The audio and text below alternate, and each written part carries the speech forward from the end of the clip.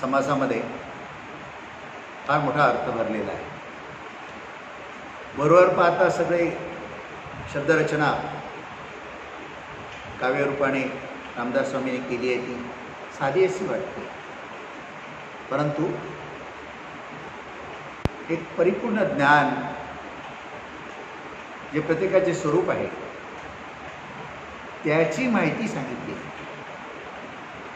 पण सुरुवातच करताना असं म्हणतायत रेखेचे गुंडाळे केले, आणि त्या रेखेच्या गुंडाळ्यामधून शब्द निर्माण झाले, अक्षर निर्माण झाले. रेखेच्या गुंडाळ्यातून अक्षर निर्माण झाले, अक्षरातून शब्द निर्माण झाले, शब्दातून वाक्य निर्माण झाले, आणि मग त्याच्यातून गद्य, पद्य, काव्य, ग्रंथ, आणि जो जगाचा व्यवहार चालला आहे तो सुरू झाला. तसंच परब्रह्म सूक्ष्मावळी सूक्ष्म, जसं एक अक्षर बनण्यासाठी एक जो तुम्ही टाक लावतात किंवा तुम्ही पेन लावता, पेपरवर तुम्ही पेन टिकवता, एक टिंब येतो, फक्त टिंब, आणि मग जसं तुम्ही ते वळवता त्याला आणि ते वेगवेगळे गुंडाळे करतात, त्याच्यातून अक्षर निर्माण होतात आणि शब्द आणि मग अर्थ.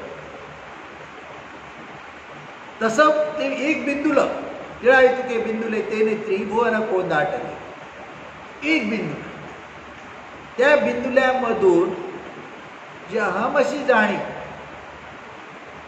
एक तुम्ही टिंब देता, तो टिंब कसा असतो, निश्चळ असतो, त्याला काही हालचाल नाही, काही नाही, काही नाही. पण जेव्हा अक्षर निर्माण होतं आणि त्याच्यातून मग शब्द लिहिला जातो, अर्थ लगेच हो. तसं इथे ते सूक्ष्मावळी सूक्ष्म निश्चळ परब्रह्म सहज पडलेला आहे, पण त्याच्यात किंचित हालचाल, तिथे जाणीव अहम आहे अशी, फक्त आहे असं जाणीव झाली, त्या जाणीवेतून जग निर्माण झालं, संपूर्ण जग निर्माण झालं. जसं रात्री तुम्ही झोपले, सकाळी तुम्हाला जाग येत नाही तोपर्यंत जग नाही तुमच्यासाठी. तुमच्याकडे जग कधी आहे, तुम्हाला जाग येईल तेव्हा जग आहे. जाग ही जाणीव आपल्या ठिकाणची, जाणीव जेव्हा जागृत आहे, ते जाणीवेचं ज्ञान जेव्हा होते तेव्हा आहे असं ज्ञान. मग ते अमकं तमकं नंतर सुरू झालं, पण प्रथम फक्त आहे असं ज्ञान हे सूक्ष्म. झोपेत काही नाही आहे, जाग नाही, काही नाही, जग नाही. जसं जाग आली बस, तसं तिथे जी अहमशी जाणीव झाली, त्याच्यातून ती मूळ माया निर्माण झाली, मूळ मायेतून दून माया आणि मग पंचमहाभूते, आणि मग त्यांच्यातून ती 84 लाख लक्ष देऊन हे दिसणारं जग, असा जो पसारा पसरलेला आहे, तसा हा त्यातला उदाहरण रामदास स्वामी हे रेखेचं गुंडाळायचं देत आहेत. म्हणजे जे एक अक्षर बनलं त्यातून शब्द झाले, शब्दामधून केवढे मोठे ग्रंथ झाले. आज केवढा जगाचा व्यवहार चाललेला आहे, त्या शब्दातून तुम्ही जे काय करताय ह्याला तुमच्यासाठी पुरावा काय, तुमचे शब्द.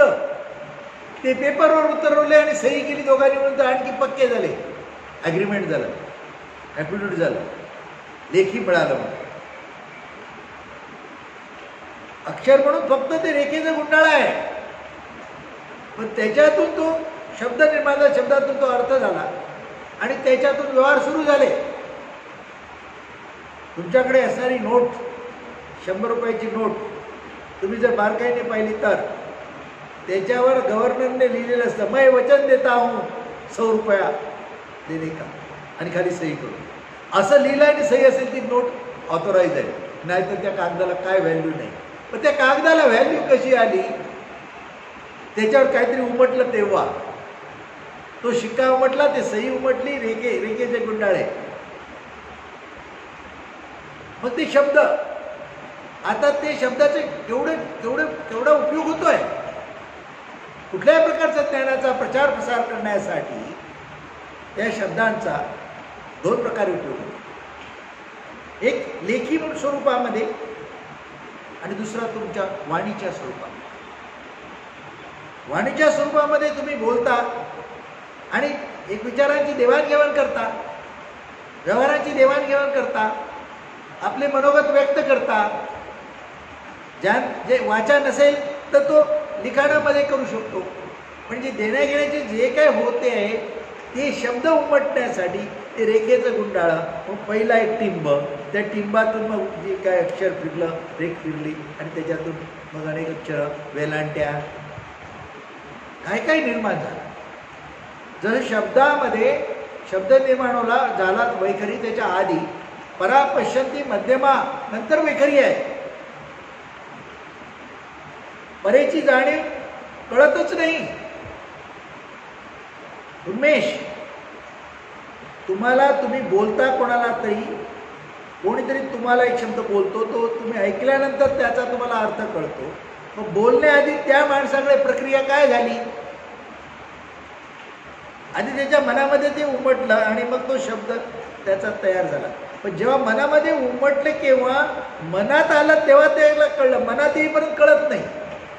त्याच्या आधी त्याचा उगम आहे, त्याला परा असं म्हटलं. अंतःकरणाच्या ठिकाणी परा, तो उन्मेष, तो सायलेंट आहे, शांत आहे, कळत नाही. आणि मग जेव्हा तो पश्यंती मन म्हणून त्याचा प्रवास सुरू होतो आणि मग तो चित्ताशी येतो आणि ते मध्यमा म्हणतो आपण. मग चित्ताशी आला तर चित्ताशी जर त्याचं चिंतन नाही झालं तर ते बुद्धीच्या स्वरूपामध्ये कार्य होतं आणि अहंकार होतं. आणि जर तिथे चित्ताशी थोडं चिंतन झालं तर ते वैखरीमध्ये मध्यमेमध्ये येतं ते, आणि मग शब्द उच्चारला जातो. तिथे सुद्धा विवेक नाही झाला तर पटकन बोलून मोकळा होतो. तिथे विवेक झाला तर तो आपला शब्द गिळतो, तिथल्या तिथे गिळतो. कसा व्यवहार चाललाय बघा. जगाचा नियंता केवढा महान आहे, कशा प्रकारे सगळ्या व्यवस्था निर्माण झाली. पण ज्याने निर्माण केली त्याच्या ठिकाणी कर्तेपणाचा भाव नाही, सहजपणे घडलंय. जसं सध्या खूप ऊन आहे, कुठेतरी धान्याचे 2 कण पडलेले असतील किंवा गवताचं तुरून त्याचं बी पडलं असेल, पाणी जसं पावसाचं पडेल लगेच त्याला अंकुर येईल, लगेच अंकुर आपोआप. किती दिवसात उन्हात तापलं, जळ करपलंच वाटेल आपल्याला, पण त्याला काही होत नाही, पाणी मिळालं की सहजपणे. आपण शेताभातात करतो त्याच्यामध्ये आपण खूप मेहनत घेतो झाडं पेडं वाढवायला. पण जंगलामध्ये तुम्ही गेलेत तर त्या झाडाला पाणी कोण देतो आहे? कधी असा विचार केला काय? नारळाच्या झाडावर नारळ म्हणतो, त्याच्यामध्ये पाणी असतं. ते पाणी जे तुम्ही झाडाला मुळाला पाणी घालतात ते पाणी वर जात आहे.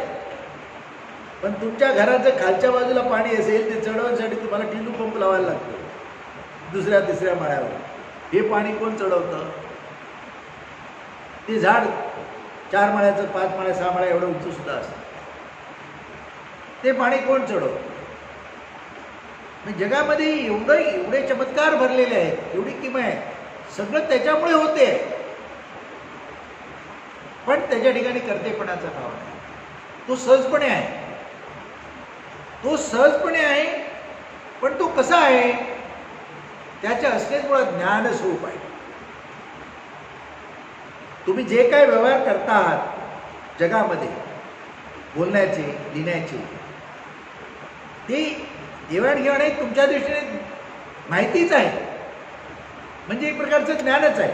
पण हे सगळं भौतिकच आहे आणि म्हणून ते शाश्वत नाही. किती जरी एक तुम्ही मोठी बिल्डिंग घेतली आणि बिल्डिंगचे कागदपत्र तुम्ही बनवलेत, तुमच्या नावावरती झाली, काही वर्षाने ती बिल्डिंग पडणार. ज्याच्या नावाचं कागद बनलं तो पण नाही. आणि म्हणलं असं तुला ती कोणी मध्ये किती जण तिचे मालक झाले असेल त्याचा पत्ता नाही. तिथे एक मालकच नाही, कारण मालकच टिकत नाही. मालकाला कायमस्वरूपी अस्तित्व नाही, कारण देहाने तो मालकीत्व पत्करतो ना, मालकी देहाने स्वीकारली आहे, देहच खरा नाही. म्हणून घरचा मालक मेला, मालक म्हणतो आम्ही त्याला, मुख्य माणूस घरचा मेला, मालकी लगेच उतरवली जाते, दारावरची पाटी उतरवली जाते, 7/12 नाव काढलं जातं, बँकेच्या खात्यात नाव बदली होतं, तलाठी ग्रामपंचायतीत बदली होतं, काय राहिलं? हे काही खरं नाही, सगळं मिथ्य आहे. पण सत्य काय? सत्य जे तुमच्या ठिकाणी जाणीवपणे आत्मा चैतन्य वावरते ते सत्य. त्याला येणे जाणे नाही, ते शाश्वत आहे. आणि ते नुसते तुमच्या ठिकाणी असलेली जाणीव म्हणून नाही, तर ते ज्ञान आहे, त्याच्यामध्ये तेवढी शक्ती आहे, पॉवर आहे. आणि तोच ईश्वर देव आहे. ज्याने ते जाणले देहरूपामध्ये असताना, ज्याने ते जाणले ते देव ईश्वर झाले. ज्याने जाणलं नाही आणि हे दिसतं भासतं ते खरं मानलं ते जीव झाले, ते अज्ञानात अडकले आणि जन्ममरणाच्या फेऱ्यात अडकून पुन्हा जन्म घेतायत, मरतायत, जातायत. कुठल्या जोनीत जन्म मिळेल जसं कर्म आहे त्याप्रमाणे भोग आहे, म्हणजे काही खरं नाही. पण जर मी देह नाही आत्मा आहे, कारण तोच खरा आहे, देह नंतर आला आहे, आत्मा आधीचा आहे,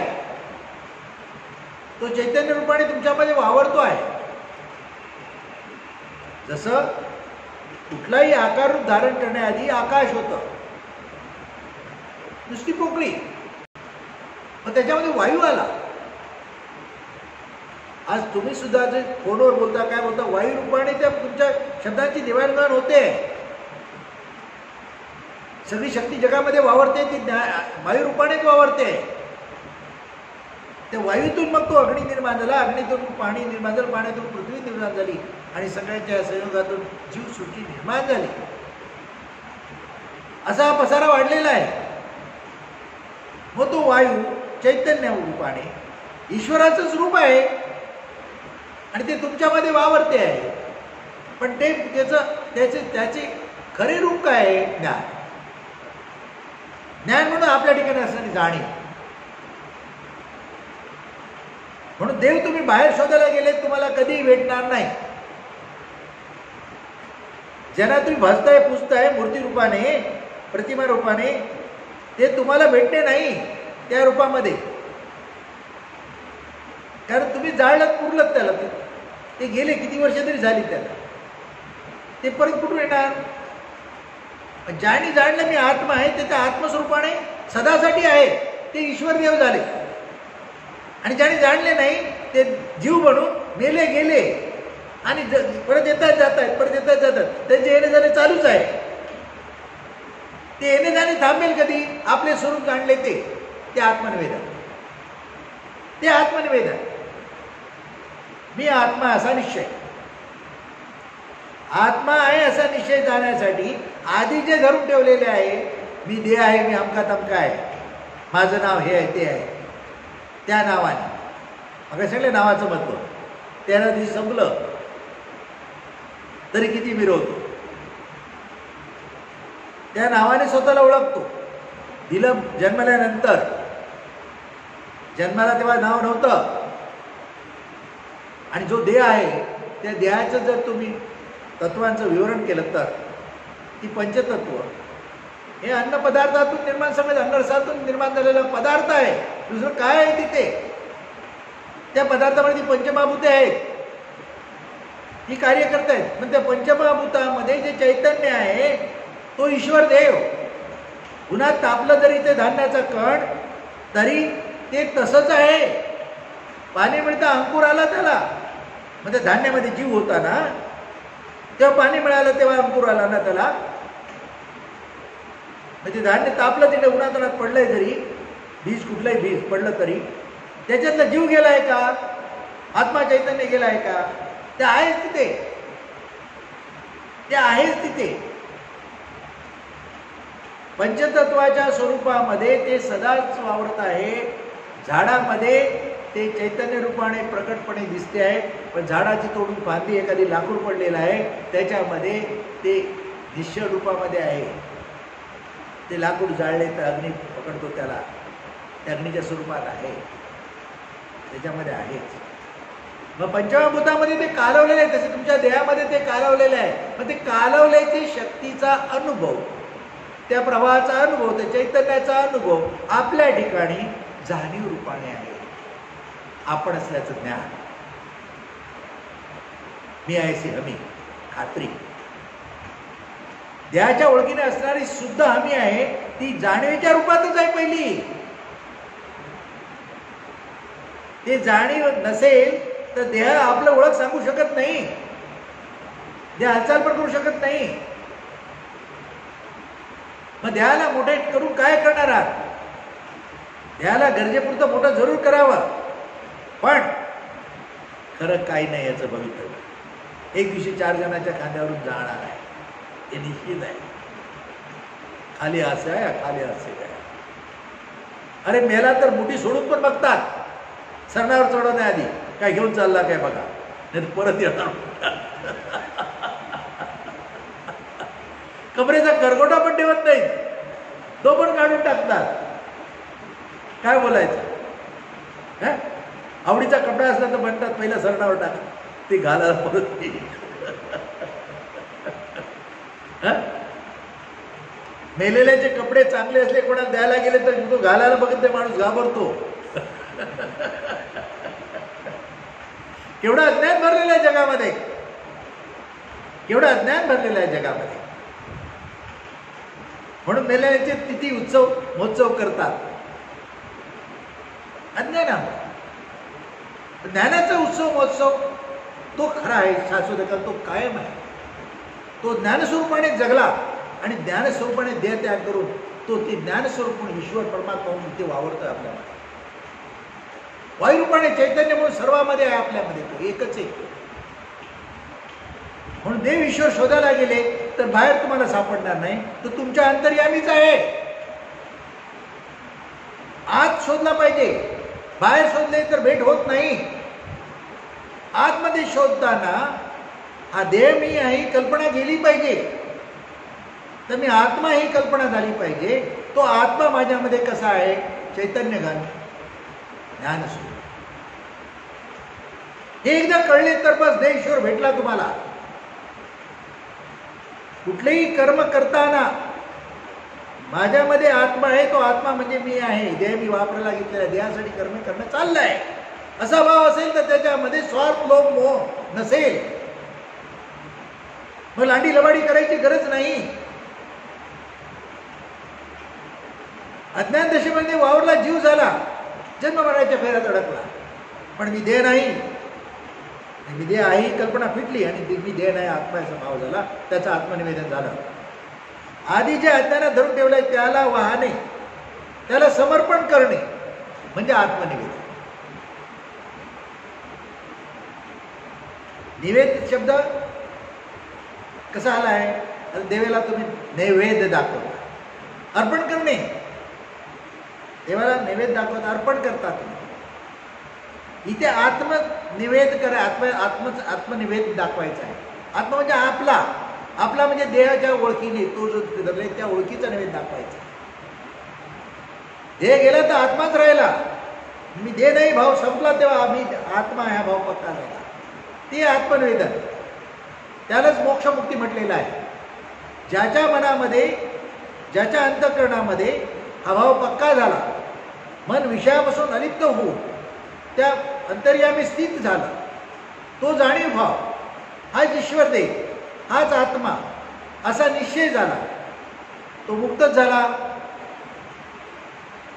देह आला काय नाही, गेला काय, त्याला त्याचं काही नाही.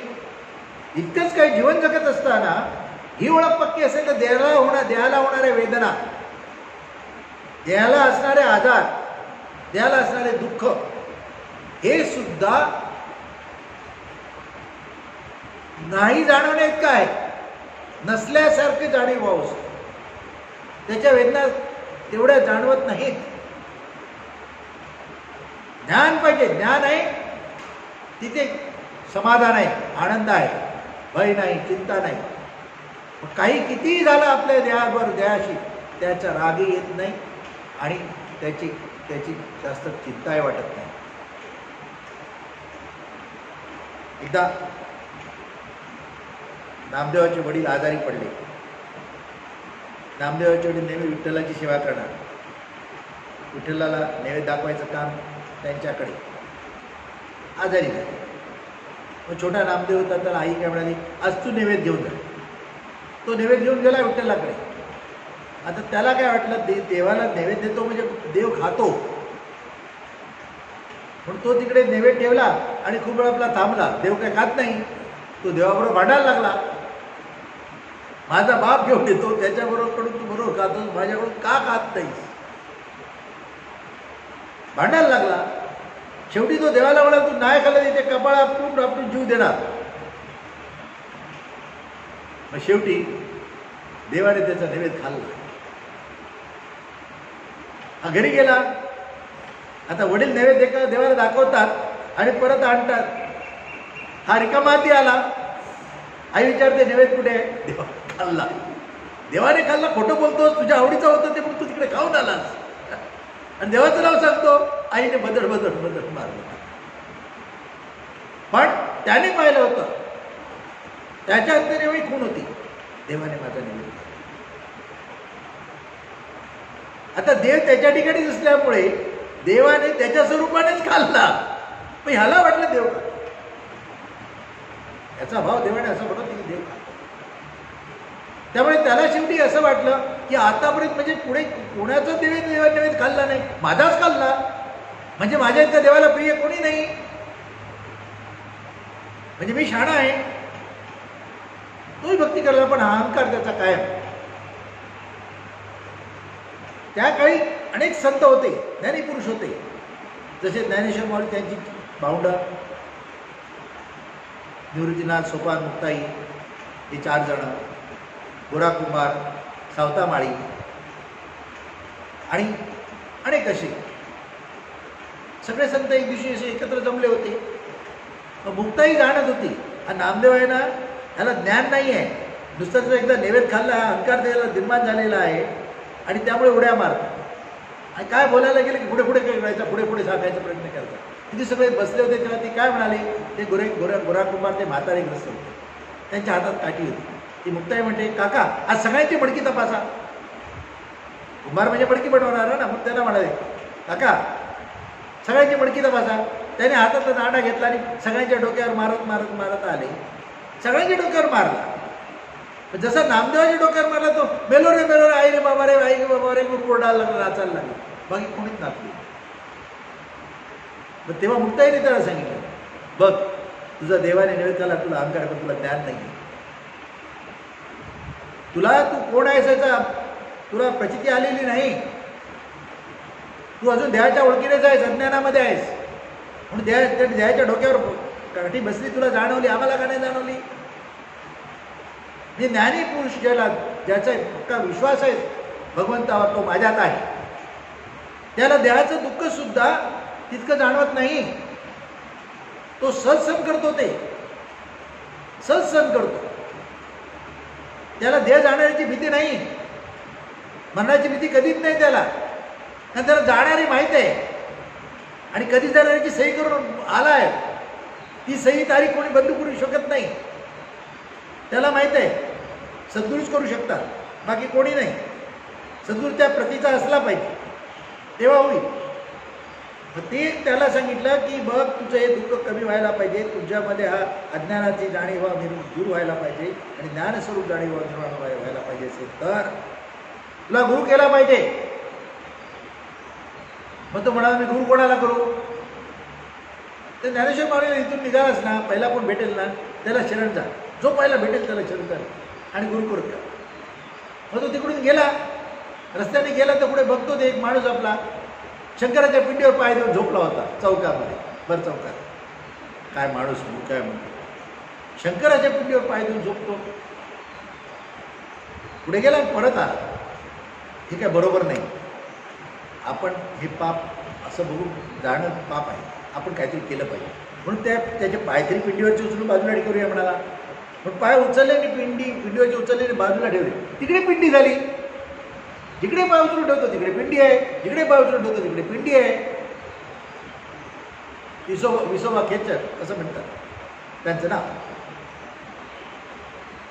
मग त्याला म्हणाला, ह्या माणसाला मी गुरु करू, पहिला भेटेल त्याला गुरु करा म्हणून सांगितलं. जो शंकराच्या पिंडीवर पाय देऊन झोपला आहे त्याला गुरु करू, असं तिथेही त्याला संशय आला.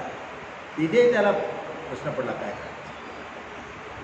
पण नंतर त्याच्या लक्षात आलं की ज्या व्यक्तीचे जिथे पाय ठेवून ती पिंडी निर्माण होते हा साधा नाही आहे, हा स्वतः देव आहे, ईश्वर आहे, परमात्मा आहे. हे रूप त्याचे आहे. कारण पिंडी म्हणजे काय, ते शंकराचे चरण स्वरूप आहे. ते चरण स्वरूप जे चैतन्य आहे, ते ईश्वर परमात्मा असल्याचा दाखला आहे, पुरावा आहे. म्हणून शिवाच्या पुढे ते पिंडीच्या रूपाने मांडलेला आहे. तो पुरावा हा जो दाखवतोय मी देव आहे, ईश्वर आहे, हे जाणलं पाहिजे आणि त्याला भजलं पाहिजे. त्याला नमस्कार केली, जाणीव झाली, तेव्हा त्याने त्यांना गुरु केलं. आणि ते नामदेव संत केवढे प्रसिद्ध झाले. म्हणून ज्ञान नाही तर काही नाही, फुकटचा अहंकार उपयोगाचा नाही. ज्ञान कुठलं असलं पाहिजे, मी आत्मा आहे, मी देह नाही आणि देव ईश्वर माझ्यात आहे. सगळीकडे त्याचं अवतारी रूपाने प्रकट झालेला आहे, मठा मंदिरामध्ये बसलेला आहे. मग सर्व एकच आहे. कधी हनुमानच्या रूपामध्ये आला, कधी 33 कोटी देवांच्या रूपामध्ये आला. इथे प्राणी सुद्धा देवरूपाला गेले. तो गरुड नेहमी विष्णू बरोबर आहे.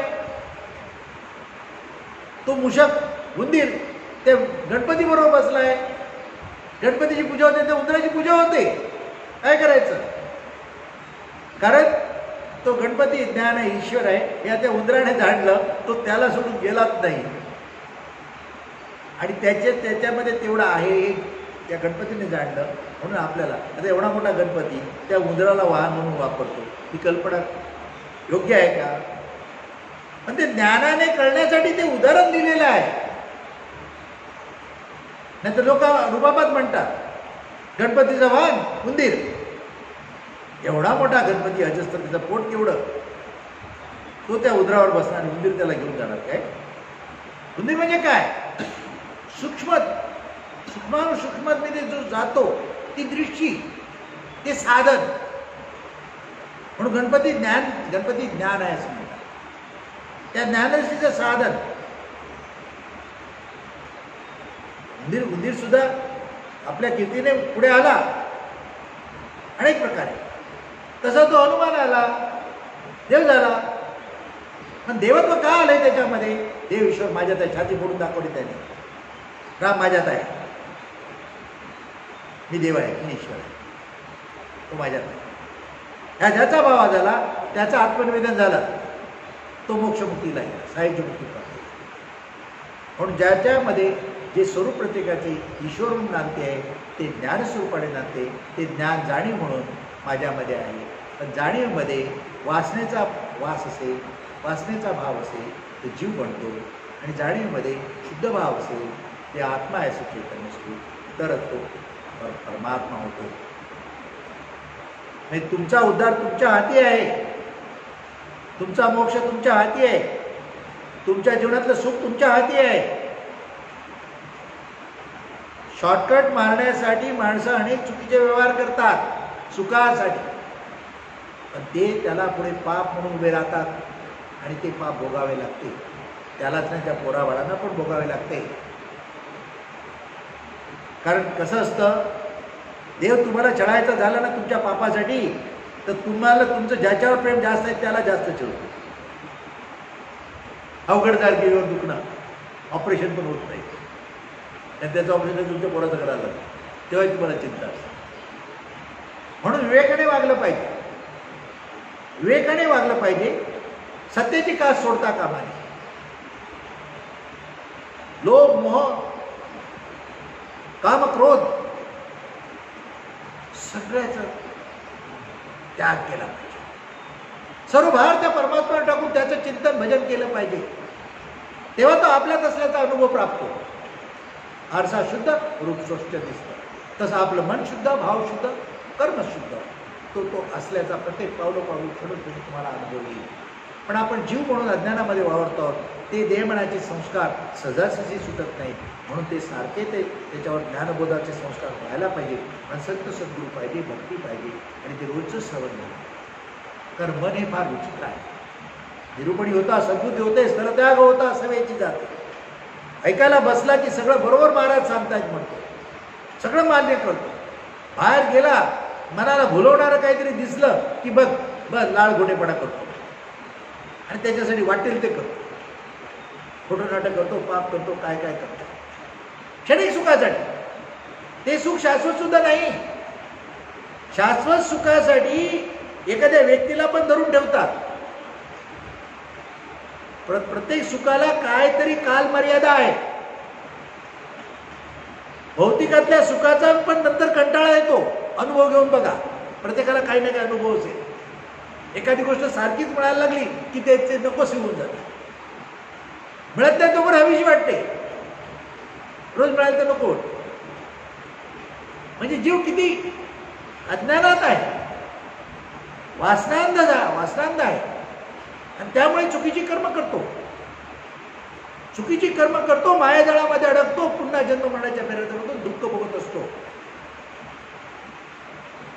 आपणच आपल्या जीवनाचे शिल्पकार आहोत. आपले जीवन सवारणे, सुखाचे बनवणे. आपले जीवन म्हणजे या देहाचे जीवन.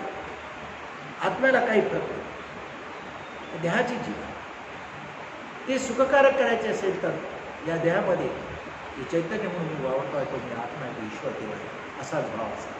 आणि त्याच्यावर आज येता कामा नये, ते अपवित्र होता कामा नये, असं कुठलेही कर्म करणे. म्हणून आपल्यातल्या अवगुणाचा त्याग झाला पाहिजे. आपल्यातल्या इच्छा वासना याचा भंग झाला पाहिजे, आणि शुद्ध भाव झाला पाहिजे, आणि सतत आपल्या स्वरूपाच्या ओळखीमध्ये राहण्याचा प्रयत्न केला पाहिजे. भक्तीला काय, भक्तीचं महत्त्व हेच आहे, सत्संगाचं महत्त्व हेच आहे, सद्गुरूच्या ज्ञानबोधाचं महत्त्व हेच आहे. अशा दृष्टीने भक्ती करतो तो मोक्षमुक्तीला परत जातो. नाहीतर असे अज्ञानात भक्ती करताय लोक, कल्पनेतून गुरु करतात. कल्पनेतले गुरु तुम्हाला नाही मोक्षमुक्ती देणार. तुम्हाला देहरूपाने हयात असणाऱ्या व्यक्तीला शरण गेलं पाहिजे, तो नामदेव गेला तसा, आणि मग त्याला तो आपला गुरु आहे म्हणून त्याच्याशी प्रामाणिकपणे राहून त्याने सांगितल्याप्रमाणे साधन भक्ती केली पाहिजे. तेव्हा खरे ज्ञानसंस्कार आपल्या मनावर ओळखतील, आणि त्याच्यातून आपले जीवत्व जाईल, शिवत्व प्रकट होईल. तेच आपलं आत्मनिवेदन आहे, तेच मोक्ष आहे, आणि तेच ईश्वर प्राप्ती पण आहे. ते ईश्वर प्राप्तीचा अनुभव ज्ञान. ज्याला ते ज्ञान आहे त्याला जगातल्या सर्व शक्ती प्राप्त आहे, सर्व जगावर त्याची सत्ता आहे. मागेल ते मिळेल. त्याने एकाला आज्ञा केली तर तो त्याप्रमाणे वागायलाच पाहिजे. वशीकरणातून कोणी एखाद्याला आज्ञा केली तो वागतो, पण ते काही काळात. पण आत्मस्वरूपाच्या ज्ञानाने वागून त्याने जर एखादी आज्ञा केली त्याला कधी अंत नाही. ते अनंत आहे, शाश्वत आहे. ती शक्ती, ती पॉवर ते तुमच्यात आहे. अज्ञानामुळे तुम्ही स्वतःला लिमिटेड केलेले आहे. तुम्ही लिमिटलेस आहात. तुम्हाला लिमिटच नाही आहे तुमच्या शक्तीला. पण त्या शक्तीला ज्ञान म्हणून, ईश्वर म्हणून, आणि तो माझ्यातच अशा निश्चयाने वागा, मग तुमचं जीवन सुखाचं. राजा